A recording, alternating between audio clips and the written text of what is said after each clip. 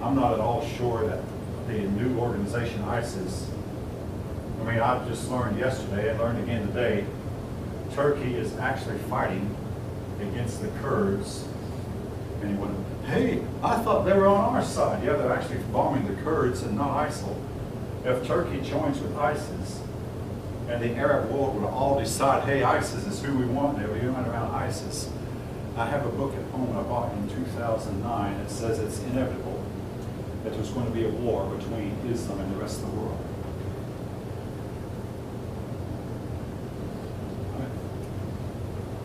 Anyone want to comment on me? And when the Islamic people fight, I want to tell you, they fight dirty. I mean, they're fighting the type of war that Adolf Hitler didn't fight. Number one, they're finding out who the American soldiers are who are fighting against them, and they say, we're going to go into your, because we have our people in your country, United States, we're going to kill your parents and your brothers and sisters. Have any of you heard of this? Yeah. And folk, there was a case where some innocent teenage boy was killed in New Jersey. Turned out by an Islamic person who said, well, I know he's innocent, but you people are killing our innocent person, so we're going to go in and kill yours. They use crucifixion, they use torture, they behead, just for the purpose of doing it. Yes? These are a lot of the countries that we've been supplying arms to for the past how many years anyway? So it's coming backwards. I'm so glad you mentioned that. I mean, it's just like, Yeah, so, I mean, well, Osama bin Laden was our friend. here, And he turned let's on- give you weapons and then just... We get, and then they turn the weapons. If it wasn't be for the weapons we give them, they would still be where they were 50 or 60 years ago. Throwing bricks Weaponless, It's throwing bricks at us instead. they could throw bricks at us, yeah, defenseless and helpless. But we gave them outright the weapons that they're using now to turn on us and fight. And as for the Iraqis, I want to talk about the Iraqi army. During the 1956 and 1967, 1973 wars, Iraqi troops were looked down on by both Arabs and Israelis as being inferior quality. Well, when Iraqi troops when they get into combat, they all turn, abandon weapons, and run. This is how the ISIS group has gotten a lot of their weapons. Of course, yeah, we supplied the weapons to the Iraqis, then they fell into the hands of ISIL. And now if Turkey is actually fighting against the people who are supposed to be fighting ISIL, if they're fighting on the side of ISIL, and folk, they have their people inside every Western nation on the globe, including millions of them here in the United States. I heard they're recruiting online, like through like What's YouTube that? and stuff. I heard they're recruiting through like YouTube to schools and the students.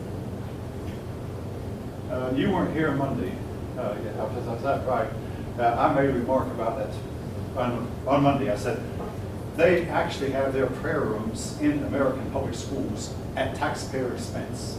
2 prayer rooms, one for the men and one for the women, because the men and women pray separately. And they're all oriented with Muslim regalia and oriented toward Mecca. And they have to have plumbing because they have to wash their feet before they go on the carpet, the rug, and pray. And the ACLU never was a word of protest. But also, teachers are teaching American children Muslim prayers. And supermarkets are told you cannot, if you hire a Muslim cashier, you cannot make them check out pork or pork products. We're pandering everywhere we can, leaning over backwards to accommodate people. This is actually going on even as I speak. But that's not across the board. That's just some places. Right? All right, you've got a point. Yeah, I mean, the Muslim prayer rooms are not here in Georgia yet, and I know, I did have a student tell me that they are, but people don't know about it. But they are in New York, Michigan, and California. Again, you can look this up for yourself. All right, maybe, if any of you care, I mean, I'm repeating what I said. I had a student in Powder Springs meet my wife one time, and he said, he told us that, and we didn't know if we believed him, so we looked it up for ourselves, and it is so. Look up on the internet, Muslim prayer rooms, public schools. All right, anyway, all right, I mentioned in 1492, Spain drove them out. Now the Muslims have a rule that anytime they capture a territory, that territory is always theirs forever and ever and ever. Well, Spain and Greece have driven them out, along with, well, Israel did not drive them out, but Israel took some of the territory from them. They're now coming back into Spain in droves. They're coming into Europe in droves, and they will not assimilate. They'll take no part in European politics. They will not get involved. Instead, they live oftentimes in squalor and slum areas. And they will leech off of with the welfare system of this country. And in general, collect all the tax money they can and contribute little. All right. This is going on in other parts. Because, see, of course, the one thing they're afraid of, folks, and this is terrifying, when they move into a place like Spain and France, they're afraid their women will adopt Western ways. In a lot of cases they do. Their women will start dressing like a Western woman, getting an education like a Western woman, then getting a job, and in some cases divorce. And again, these countries all allow women, even Muslim women, to divorce their husbands if they wish. And the Muslims are terrified. I mean, there have been cases before throughout history where a certain group, religious or ethnic group, will move into a territory that we're going to take over, but the group instead convert to the ways of the people who are living there already, and the new group winds up not taking over. This has happened before in history, and it could happen again. Now, all right, so much for jumping ahead.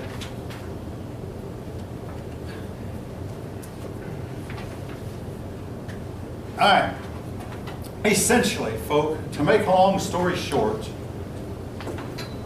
the Muslim world began to splinter and disunite, and they started fighting among themselves.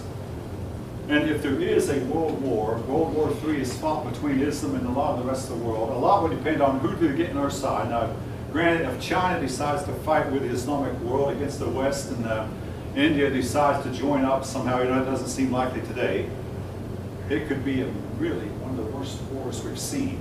But if the Islamic people lose, I can guarantee you one of the reasons they might lose will be the reason they've lost throughout history is they will start fighting among themselves.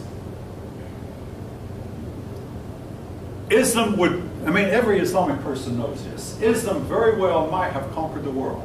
They had the zeal, they had the drive, they had the ambition, and at times even had the military might. They might have conquered the world. However, they were their own worst enemy. They started fighting among themselves. And the main reason the First Crusade was a success, it found the Islamic world fighting among itself. Again, one of the reasons Genghis Khan had so much success, and the Turks, they were fighting among the Islamic world was fighting among themselves. They spent a lot of their time, and this is going on even in 2014, where at the moment Tunisia is fighting against Tunisia, Libya is fighting against Libya, Egypt is still fighting Egypt, Yemen, I believe, is still fighting Yemen, Syria is still fighting Syria, and this goes on and on. And the reason that Israel, with no more than about 2.5 million Jews, is able to hold off this area is during the entire time that the modern Israel has been in existence, since 1948, the Arabs have spent their time fighting among themselves. And here are these present wars. I mean, Israel used to be involved in all the Middle East wars. A lot of this present shenanigans that's going on now, Israel's not even involved in it. It's them fighting them. And again, if they lose, it'll be because they keep fighting among themselves. All right.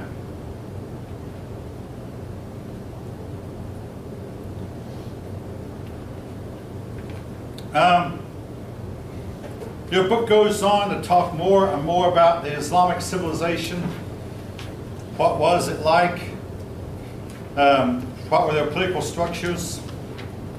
I want to reiterate, though, something, again, using my own words, to talk about their culture. Spend several pages on it.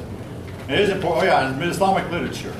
I'll stop here. Islamic literature, folk, their main contribution to literature has been the Arabian Nights, the stories of Aladdin and the Magic Lamp. Have any of you read these stories? That's a part of the literature they gave us. Alabama and the 40 Thieves. The story of the Arabian Nights, Alabama is one of them. Aladdin, the Magic Lamp. These stories that I read as a kid, some of the greatest contributions they made to literature. Culturally, folk, for centuries, they were far, far ahead of the Europeans. Mohammed actually advocated scientific advancements in medicine, astronomy, knowledge.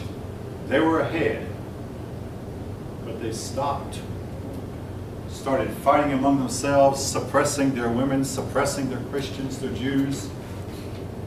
And while Europeans, not being perfect themselves, nevertheless Europeans slowly at first, then at a great accelerated rate forged ahead and left them behind. And they are really upset, the Muslims, why did Allah allow us to fall behind and give all the scientific inventions to them and not to us? And then they blame it on what? It's because we have committed so many sins that if we quit sinning, maybe we have not followed Allah's instructions. So one of the reasons that they're becoming so zealous today is they realize that in the modern world, the world of satellite communications, the world of the internet, unless they take charge, they're going to be swallowed up and absorbed. Not by military means necessarily, but by intellectual means. Or the internet spreads ideas that are anathema to them, particularly ideas toward freedom for women. The internet spreads other ideas about freedom in general that again are anathema. Democracy. Democracy is anathema to Islam. The word Islam means submission. They cannot have a democracy.